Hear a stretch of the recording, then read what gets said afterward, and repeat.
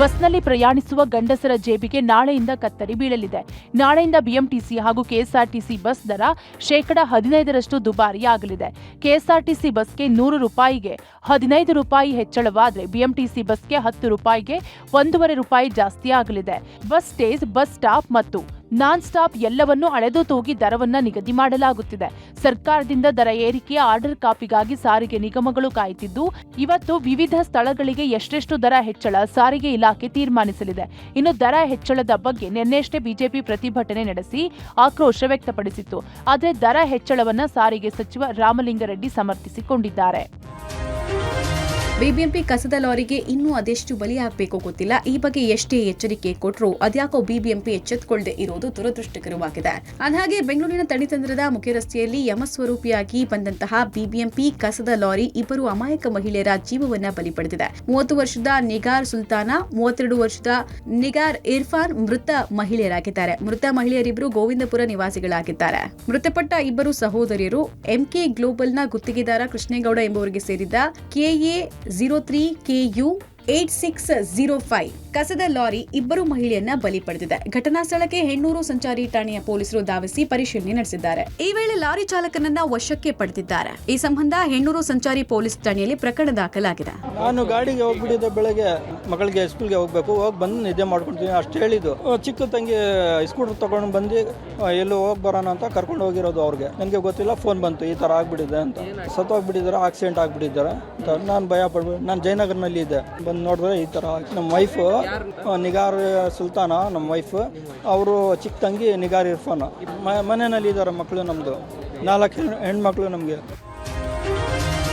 ದಕ್ಷಿಣ ಕನ್ನಡ ಜಿಲ್ಲೆಯ ಬಂಟ್ವಾಳದ ಬೊಳಂತೂರು ಬಳಿ ಜಾರಿ ನಿರ್ದೇಶನಾಲಯದ ಹೆಸರಿನಲ್ಲಿ ದಾಳಿ ನಡೆಸಿ ₹30 ಲಕ್ಷ ದರೋಡೆ ಮಾಡಿರೋ ಘಟನೆ ನಡೆದಿದೆ. ಇಡಿ ಅಧಿಕಾರಿಗಳು ಎಂದು ನಂಬಿಸಿ ಉದ್ಯಮಿಯ ಮನೆಗೆ ದಾಳಿ ನಡೆಸಿದ ಖದೀಮರು ಸುಲೈಮಾನ್ ಹಾಜಿ ಎಂಬುವರಿಂದ ₹30 ಲಕ್ಷ ಲೂಟಿ ಮಾಡಿ ಪರಾರಿಯಾಗಿದ್ದಾರೆ.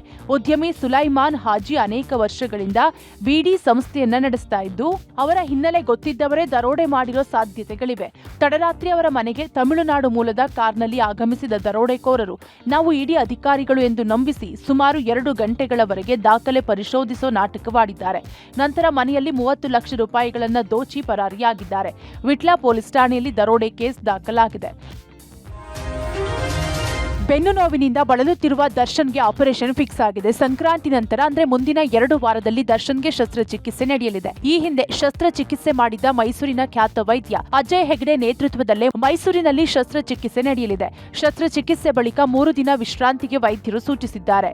ಆಪರೇಷನ್ ಮಾಡಿದ್ದ 1.5 ತಿಂಗಳವರೆಗೂ ಫೈಟ್ ದೃಶ್ಯದಲ್ಲಿ ದರ್ಶನ್ ಭಾಗಿಯಾಗುವಂತಿಲ್ಲ. ಕೇವಲ ಚಿತ್ರೀಕರಣದಲ್ಲಿ ಮಾತ್ರ ಭಾಗಿಯಾಗಬಹುದು ಅಂತ ವೈದ್ಯರು ಸೂಚಿಸಿದ್ದಾರೆ. ಫೆಬ್ರವರಿಯಲ್ಲಿ ಸಿನಿಮಾದ ಚಿತ್ರೀಕರಣ ನಡೆಯಲಿದ್ದು, ಅದಕ್ಕೂ ಮುನ್ನ ದರ್ಶನ್ ಶಸ್ತ್ರಚಿಕಿತ್ಸೆಗೆ ಒಳಗಾಗುತ್ತಾರೆ. ಇಲ್ಲ, ಸರ್ಜರಿ ಅಂದರೆ ಇವಾಗ ರೆಗ್ಯುಲರ್ ಟ್ರೀಟ್ಮೆಂಟ್ ಇದೆ. ಎಪಿಡ್ಯೂರಲ್ಲು ಮತ್ತು nerve block, physiotherapy. By chance work ಆಗಲಿಲ್ಲ ಅಂದರೆ ಸರ್ಜರಿ ಅಂದರೆ ಫಿಕ್ಸೇಷನ್ ಅಂತ. Fixation L5S1 fixation with interbody fusion. That's surgery.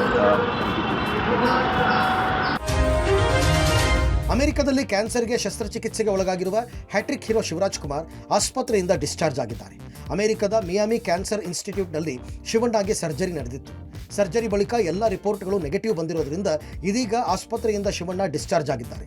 Surgery ಬಳಿಕ 2 ಚೆಕಪ್ ಬಾಕಿ ಇದ್ದು, 2 ಚೆಕಪ್ ಬಳಿಕ ಬೆಂಗಳೂರಿಗೆ ಶಿವಣ್ಣ ವಾಪಸ್ಸಾಗಲಿದ್ದಾರೆ. ಜನವರಿ 24ರ ಬಳಿಕ ಬೆಂಗಳೂರಿಗೆ ಶಿವಣ್ಣ ವಾಪಸ್ಸಾಗಲಿದ್ದಾರೆ. ಮೊನ್ನೆಯಷ್ಟೇ ಕ್ಯಾನ್ಸರ್ ಗೆದ್ದ ಬಗ್ಗೆ ಶಿವಣ್ಣ ಅಧಿಕೃತವಾಗಿ ಹೇಳಿಕೊಂಡಿದ್ರು. ಚೀನಾದಲ್ಲಿ ಕೊರೋನಾ ಮಾದರಿಯ HMPV ತಾಂಡವವಾಡ್ತಿದ್ದು, ಅಧಿಕೃತ ಮಾಹಿತಿ ಇಲ್ಲದೆ ಜಾಗತಿಕ ದೇಶಗಳು ಗೊಂದಲದಲ್ಲಿವೆ. ಚೀನಾದಲ್ಲಿ ಹೆಲ್ತ್ ಎಮರ್ಜೆನ್ಸಿ ಇದ್ರೂ ಡ್ರ್ಯಾಗನ್ ಯಾವುದೇ ಮಾಹಿತಿ ನೀಡದೆ ದಾರಿ ತಪ್ಪಿಸುತ್ತಿದೆ. ಸೋಂಕು ಹರಡಿದೆಯಾ ಇಲ್ವಾ ಅನ್ನೋ ಬಗ್ಗೆ ಖಚಿತ ಮಾಹಿತಿ ನೀಡುತ್ತಿಲ್ಲ.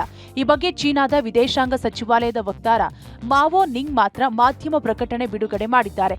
ಚೀನಾದಲ್ಲಿ ಯಾವುದೇ ಆರೋಗ್ಯ ಸಮಸ್ಯೆ ಇಲ್ಲ. ವಿದೇಶಿಯರು ಚೀನಾಕ್ಕೆ ಪ್ರಯಾಣಿಸುವುದು ಸುರಕ್ಷಿತ. ಚೀನಾದಲ್ಲಿರುವ ನಾಗರಿಕರು, ವಿದೇಶಿಗರ ಆರೋಗ್ಯದ ಬಗ್ಗೆ ಚೀನಾ ಸರ್ಕಾರ ಕಾಳಜಿ ವಹಿಸುತ್ತದೆ. ಚಳಿಗಾಲದಲ್ಲಿ ಉಸಿರಾಟದ ಸಮಸ್ಯೆ ಹೆಚ್ಚು ಕಂಡುಬರುತ್ತಿದೆ.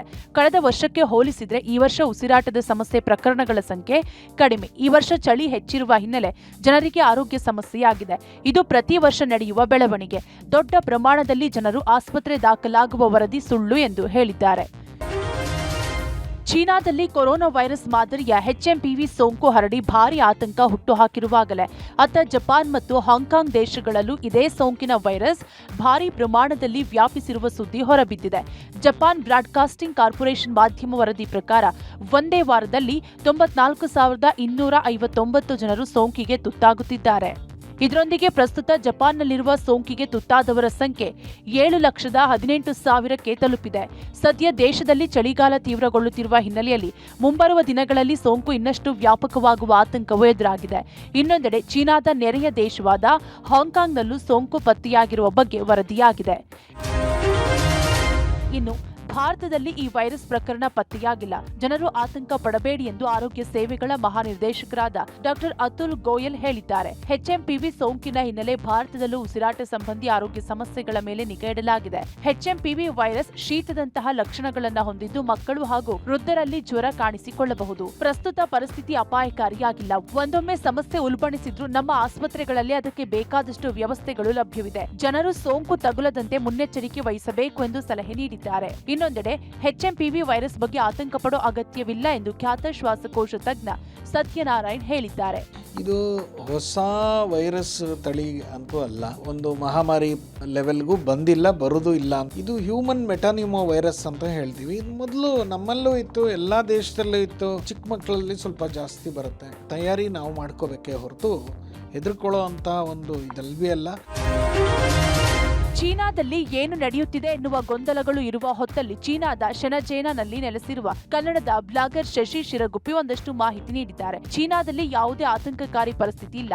ಆಸ್ಪತ್ರೆ, ಮೆಟ್ರೋ ಎಲ್ಲವೂ ಸಾಮಾನ್ಯವಾಗಿದೆ. ಜನರು ಮಾಸ್ಕ್ ಕೂಡ ಹಾಕ್ತಿಲ್ಲ ಎಂದು ದೃಶ್ಯಗಳ ಸಮೇತ ವಿವರಿಸಿದ್ದಾರೆ. ಅಲ್ಲದೆ ಶಾಲೆಗಳಲ್ಲೂ ಎಚ್ಚರಿಕೆ ನೀಡಿಲ್ಲ. ಪ್ರವಾಸಿ ತಾಣಗಳು ಸಾಮಾನ್ಯವಾಗಿದೆ. ಅಧಿಕೃತವಲ್ಲದ ವಿಡಿಯೋಗಳನ್ನ ನಂಬಬೇಡಿ ಎಂದು ಹೇಳಿದ್ದಾರೆ. ಫ್ರೈಡೆ ಸಾಯಂಕಾಲ ನಾನು ಒಂದು ಮೆಟ್ರೋ ಲೈನಿಂದ ಇನ್ನೊಂದು ಮೆಟ್ರೋ ಲೈನ್ ಹೋಗ್ತಾ ಇದ್ದೀನಿ.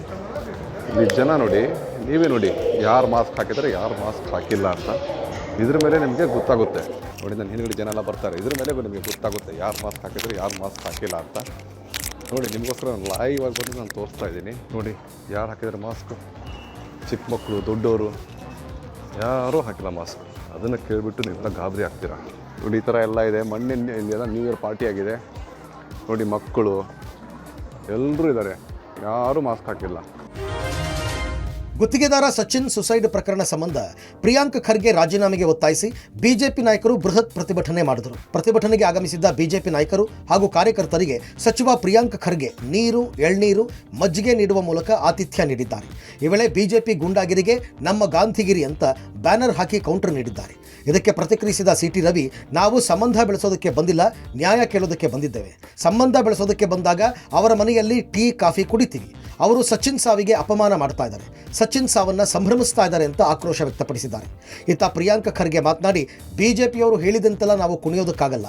ಸಚಿನ್ ಕುಟುಂಬಸ್ಥರಿಗೆ ನಾನು ಮಾತನಾಡಿ ಭರವಸೆ ನೀಡಿದ್ದೇನೆ. ಪಾರದರ್ಶಕ ತನಿಖೆ ಮಾಡಿಸೋದು ಸರ್ಕಾರದ ಜವಾಬ್ದಾರಿ.